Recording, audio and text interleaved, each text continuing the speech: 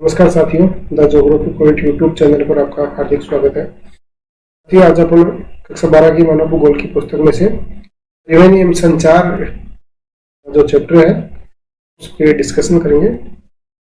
शुरू करते हैं। देखो, परिवहन एवं संचार। ठीक है, परिवहन वस्तुओं एवं व्यक्तियों का एक स्थान से दूसरे स्थान पर आना और जाना ही क्या कहलाता है? परिवहन। अनेक स्थानों को परस्पर मार्ग द्वारा जोड़ने पर निर्मित स्वरूप परिवहन जाल कहलाता है। परिवहन को 4 भागों में बांटा जा सकता है। देखो, स्थल परिवहन, जल परिवहन, वायु परिवहन और पाइपलाइन। ठीक है, स्थल परिवहन में मुख्य रूप से सड़क और रेल मार्ग आएगा। ठीक है, सड़क परिवहन। देखो, सड़क परिवहन एक तो घर घर तक सामानों को पहुंचाने के लिए, दुर्गम रास्तों में भी अगर कोई पहुंच बनानी है, किसी क्षेत्र में जाना है, तो वहां सड़कों का निर्माण किया जा सकता है। ठीक है, हाँ, देखो, अब इसमें एक चीज याद करने लगे, थोड़ी तो आप लेना। अब इसमें यह है कि उत्तर अमेरिकी महाद्वीप में सड़कों का नाते एवं वाहनों की संख्या सर्वाधिक है। ये चीज देख लेना मुझे। एक यह है कि सड़क परिवहन का महत्व इसलिए ज्यादा है कि घर घर तक या छोटी दूरियों के लिए सबसे उपयुक्त माध्यम है। घर घर तक सामान पहुंचाया जा सकता है इसके माध्यम से।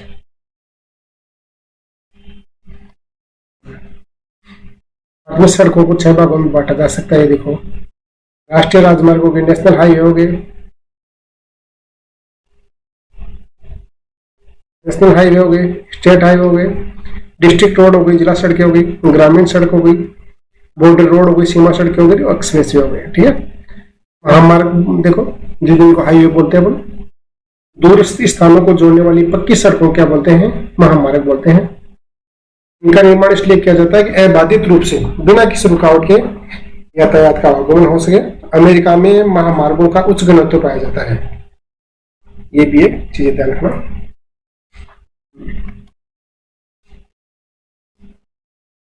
आगे देखो, महामार्गों की विशेषता देखो, ये दोहरे वाहन मार्गों से युक्त 80 मीटर चौड़ी सड़कें होती हैं। ये सड़कें देश के प्रमुख नगरों एवं बंदरगाहों को मिलाती हैं।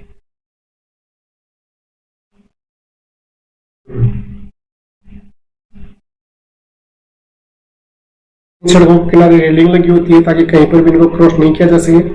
यातायात बिना किसी बाधा के चलता रहे। इन सड़कों पर यथासंभव लाल बत्ती नहीं होती है। ठीक है, महामार्ग पुलों और फ्लाईओवर से युक्त होते हैं ताकि बीच में किसी प्रकार की कोई बाधा नहीं आए।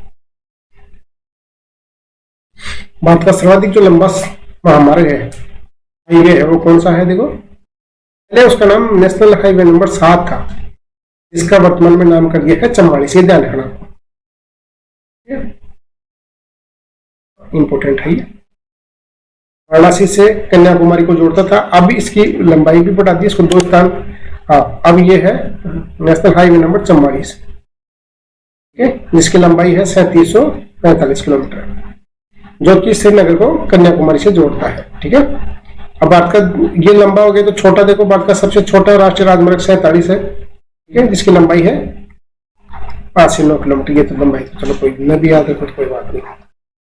स्वर्णिम चतुर्भुज योजना, बात के 4 जो महत्वपूर्ण बड़े नगर हैं, ठीक है, उनको आपस में जोड़ने वाली है कि 4 लेन और 6 लेन वाले हाईवे का निर्माण किया जाएगा। इसमें दिल्ली, मुंबई, बेंगलोर, चेन्नई, कोलकाता और हैदराबाद, इन 6 नगरों को आपस में जोड़ने की योजना है। ठीक है, इसको बोलते हैं स्वर्णिम चतुर्भुज परियोजना। इसमें 2 और हैं, इसमें एक उत्तर दक्षिण गलियारा और पूर्व पश्चिम गलियारा भी इसी में शामिल है। उत्तर दक्षिण गलियारा में श्रीनगर को कन्याकुमारी से जोड़ेगा एक रोड, एक है पश्चिम में गुजरात के पोरबंदर से असम के सिलचर को जोड़ेगा। ठीक है ना, तो ये 2 चीजें और हैं, उत्तर दक्षिण गलियारा और पूर्व पश्चिम गलियारा। सीमावर्ती सड़कें देखो, जिनको बॉर्डर रोड बोलते हैं। सीमावर्ती इलाकों में जो सड़कें बनाई जाती हैं उसको बोलते हैं सीमावर्ती सड़कें। इनको एक जो संगठन बनाता है, जो इनको होता है BRO, बॉर्डर रोड ऑर्गेनाइजेशन, सीमा सड़क संगठन। कौन सा संगठन बनाता है? ये सीमा सड़क संगठन। इसकी स्थापना 1960 में हुई थी भाई।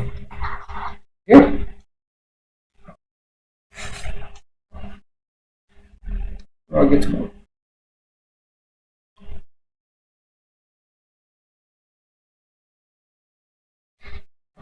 जो बॉर्डर रोड एरिया है ना उनके बारे में देख रहे हो।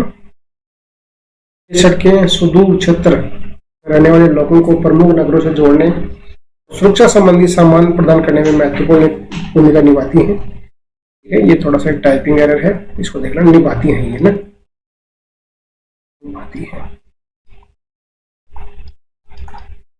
ये सड़कें मुख्यतः सैनिक शिविरों और सीमावर्ती गांवों में वस्तुओं को पहुंचाने के लिए बनाई जाती हैं।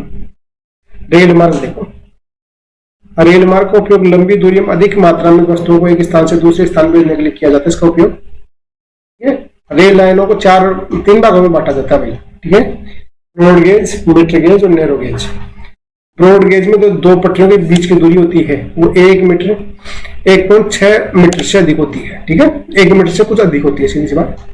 मीटर गेज में 1 मीटर लंबाई होती है, नैरो गेज में 1 मीटर से थोड़ी सी कम, 0.7 मीटर के आसपास। ठीक है, तीनों चीज याद रखना, ब्रॉड गेज, मीटर गेज और नैरो गेज।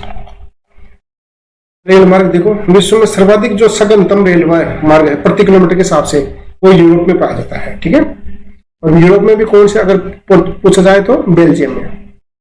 ठीक है, बेल्जियम में पाया जाता है। अगर टोटल लंबाई की बात करें तो उत्तरी अमेरिका महाद्वीप में विस्तृत रेल मार्ग है, जो भी उत्तरी अमेरिका में मुख्य रूप से यूएस और कनाडा में। एशिया महाद्वीप में जापान, चीन और भारत में सघन बसे हुए क्षेत्रों में रेलवे का सघनतम घनत्व पाया जाता है। दक्षिण अमेरिका महाद्वीप में मुख्य रूप से अर्जेंटीना और ब्राजील में रेलवे का अच्छा विस्तार है। सघन रेलवे पाया जाता है, इसमें सघन रेलवे का विस्तार है। आर महाद्वीप मतलब एक महाद्वीप के दोनों किनारों को या दोनों छोरों को मिलाने के लिए जो जिस रेलवे लाइन को उपयोग किया जाता है या बनाया जाता है उसको बोलते हैं पार महाद्वीपीय, ट्रांस कॉन्टिनेंटल रेलवेज। पार महाद्वीपीय रेल मार्ग ये है रेल मार्ग पूरे महाद्वीप से गुजरते हुए इसके दोनों किनारों को आपस में जोड़ता है। अब देखो, पहला है पार साइबेरियन रेल मार्ग, जिसको बोलते हैं ट्रांस साइबेरियन रेल मार्ग। रूस का सबसे महत्वपूर्ण रेल मार्ग है, वो विश्व का सबसे लंबा रेल मार्ग भी है। ये पश्चिम में सेंट पीटर्सबर्ग को पूर्व में प्रशांत तट पर स्थित व्लादिवोस्टोक से जोड़ता है। ठीक है ना, ये याद रखना, दोनों स्टेशन इसके सेंट पीटर्सबर्ग से शुरू होता है और व्लादिवोस्टोक तक जाता है। ये यहां से यहाँ ए स्टेशन है और ये बी स्टेशन है। ये एशिया का महत्वपूर्ण रेलवे मार्ग है भाई। विश्व का सर्वाधिक लंबा रेल मार्ग है, इसकी लंबाई भी ध्यान रखना 9,322 किलोमीटर है। दोहरे पथ से युक्त है और विद्युतीकृत रेलवे मार्ग, बिजली से चलने वाली ट्रेन है। यह रेल मार्ग यूराल पर्वत, योब और येनिसी नदियों से गुजरता है। एशियाई बाजार को यूरोपीय बाजारों से जोड़ता है। इसके जो प्रमुख स्टेशन है वो देखो, मास्को, इसके सेंटर पॉइंट इसका मास्को, दूरी है इसके जहां ट्यूमिन और चिता को जोड़ता है आपस में, ये इसके प्रमुख स्टेशन है। चिता एक प्रमुख कृषि केंद्र है और इर्कुटस्क एक फर केंद्र, ये दोनों चीज याद रखना। चिता इस पे जो एक जंक्शन है वो है कृषि केंद्र है, जबकि इर्कुटस्क एक फर केंद्र है ना। ये देख लो, ये देख लो, बाल्टिक सागर के तट पे है सेंट पीटर्सबर्ग, फिर इसमें आ जाएगा स्टेशन मास्को, फिर कजान, फिर यार्केंटेनबर्ग, ट्यूमिन, ओमस्क, नोवोसिबिर्स्क, क्रायोनियर्स्क, ये भी है कौन सा है, चेता, ये ना वो जो कृषि केंद्र है। ठीक है, वो कौन सा पढ़ा था आपने, एक मिनट, ये खबरोस्क, ये व्लादिवोस्टोक, इसको जोड़ता है। ठीक है ना, सेंट पीटर्सबर्ग से शुरू होकर व्लादिवोस्टोक तक।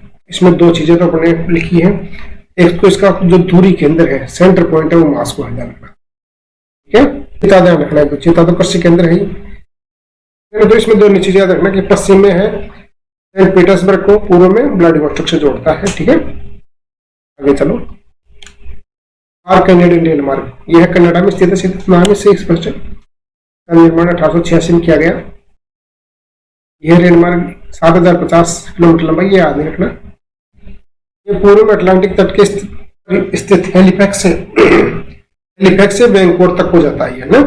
बीच में ये स्टेशन है मॉन्ट्रियल, ओटावा, विनिपेग और कैलगरी। ठीक है, अटलांटिक तट पे है हैलिफैक्स और उसपे प्रशांत तट पे है वैंकूवर।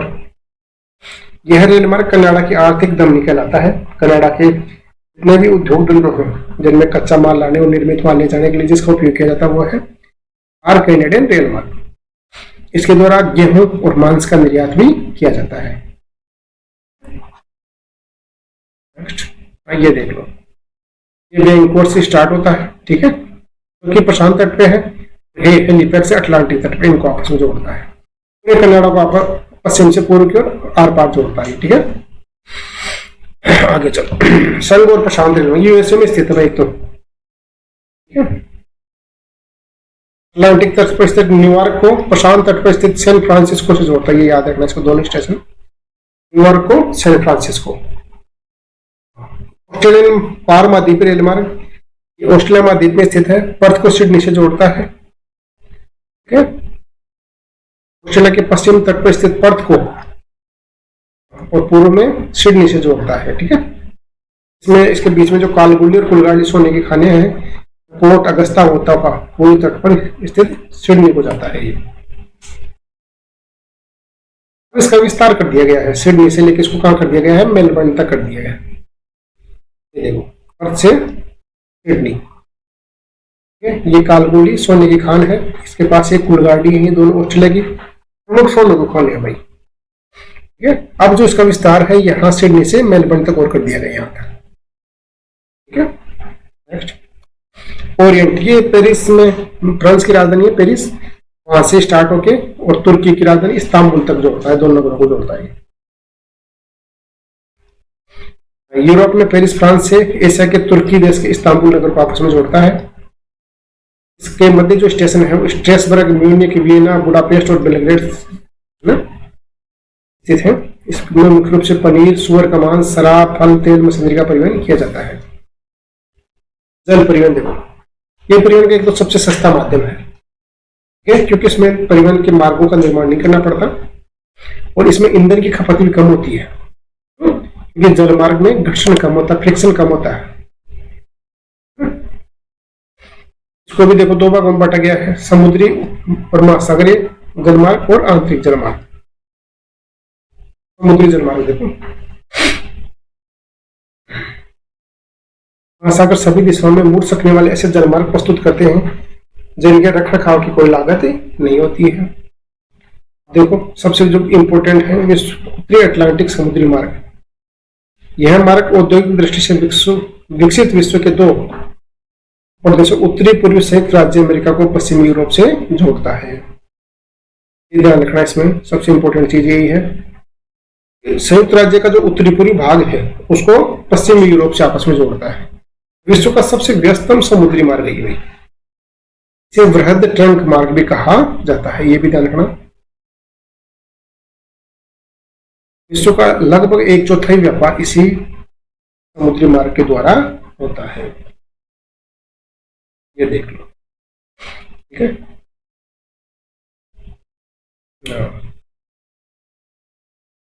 आगे चलो देख लेना मैप में, मैपिंग की दृष्टि से माध्यमिक बोर्ड की जो परीक्षा है उसमें मैपिंग के हिसाब से भी ये सबसे इंपॉर्टेंट मैप है, ध्यान रखना, ठीक है। ये पूछता है मैप में सिंगापुर कहाँ है, सिडनी कहाँ है, रोटरडम कहाँ है, पनामा कहाँ है, लंदन का तो कई बार पूछा है, ठीक है। ये सारा बोर्ड की दृष्टि से इंपॉर्टेंट है। भूमध्य सागर देखो, हिंद महासागर, भूमध्य सागर को हिंद महासागर से जोड़ने वाला समुद्री मार्ग। यह समुद्री मार्ग विश्व के हृदय स्थल कहे जाने वाले क्षेत्रों से गुजरता है और अन्य मार्गों की अपेक्षा अधिक देशों एवं अधिक लोगों को सेवाएं प्रदान करता है। अधिक जनसंख्या वाले क्षेत्रों को आपस में जोड़ता है और शहीद, अदन, मुंबई, कोलंबो तथा सिंगापुर इस समुद्री मार्ग के महत्वपूर्ण स्थल है। उत्तम आशा, अंतरीप, कैप ऑफ गुड होप, अंतरीप समुद्री मार्ग ये है व्यापारिक मार्ग पश्चिम यूरोप एवं पश्चिमी अफ्रीका के देशों को दक्षिण अफ्रीका, पूर्वी एशिया एवं ऑस्ट्रेलिया तथा न्यूजीलैंड को आपस में जोड़ता है।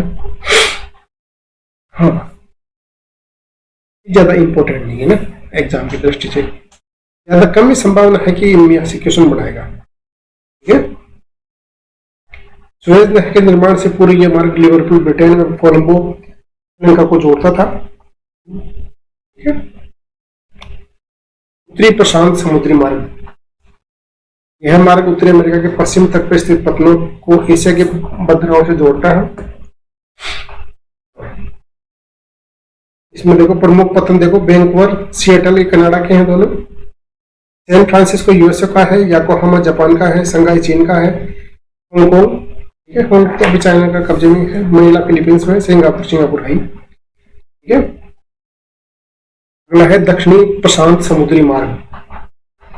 यह समुद्री मार्ग पश्चिमी यूरोप तथा उत्तरी अमेरिका को पनामा नहर, क्योंकि अटलांटिक महासागर को प्रशांत महासागर से जोड़ती है पनामा नहर ठीक है। प्रशांत महासागर में बिखरे हुए पूर्वी एशिया के देशों तथा ऑस्ट्रेलिया को आपस में, ऑस्ट्रेलिया न्यूजीलैंड को जोड़ता है। होनोलुलु जो हवाई द्वीप की राजधानी है, प्रशांत महासागर में स्थित द्वीप है, वो इसका महत्वपूर्ण बंदरगाह है ठीक है। देखो सुएज नहर में पनामा नहर में अंतर देख लो, दोनों मानव निर्मित नहर है एक तो ठीक है। सुएज नहर मिस्र में स्थित है। इसका निर्माण एक फ्रांसीसी इंजीनियर था लेसेप्स, उसके गाइडेंस में हुआ। 1956 में इसका मिस्र ने राष्ट्रीयकरण कर दिया, मिस्र ने अपने अधिकार में कर लिया इसको। इससे नहर का निर्माण सन 1869 में पूरा हुआ। ये भूमध्य सागर को लाल सागर से जोड़ती है ठीक है। ये उत्तर का जो बंदरगाह है वो है पोर्ट सईद, और जो दक्षिण में स्थित है बंदरगाह है उसका नाम है पोर्ट सुएज। इस नहर पर अभी मिस्र का अधिकार है वर्तमान में। यह सुएज जल डमरू मध्य को काट कर बनाई गई है। इस नहर की लंबाई 160 किलोमीटर, गहराई ये 11 से 15 मीटर तथा चौड़ाई 365 मीटर है। इस नहर के आसपास के देश उन्नत हैं, विकसित हैं। इस नहर का धरातल लगभग समतल है। इस नहर में कोई द्वार प्रणाली या लॉक सिस्टम नहीं है इसमें ठीक है ना। और दूसरी नहर पढ़ेंगे पनामा नहर। ये पनामा नहर मध्य अमेरिका के पनामा देश में अब इसका अधिकार है। इसका निर्माण तो संयुक्त राज्य अमेरिका ने करवाया था, लेकिन वर्तमान में इसका अधिकार है पनामा का इस पे। इस नहर का निर्माण संयुक्त राज्य अमेरिका द्वारा किया गया। नहर का निर्माण सन 1914 में पूरा हुआ। याद करने लायक चीजें हैं सारा। इस नहर का निर्माण अटलांटिक महासागर को प्रशांत महासागर से जोड़ने के लिए पनामा जल डमरू मध्य को आर पार पर शहर कोलन के मध्य किया गया। एक पनामा का शहर है, वहां इसका निर्माण किया गया। इस नहर पर संयुक्त राज्य अमेरिका का पहले था, अभी तो पनामा का अधिकार हो गया ना। ये नहर पनामा जल डमरू मध्य को काटकर बनाई गई। इसकी चौड़ाई लंबाई चौड़ाई देखना, लेकिन इसमें इंपॉर्टेंट है कि इसमें लॉक सिस्टम है ठीक है। जल बंधक जो तंत्र होते हैं इसमें, ये ध्यान रखना। इसमें आगे चलो।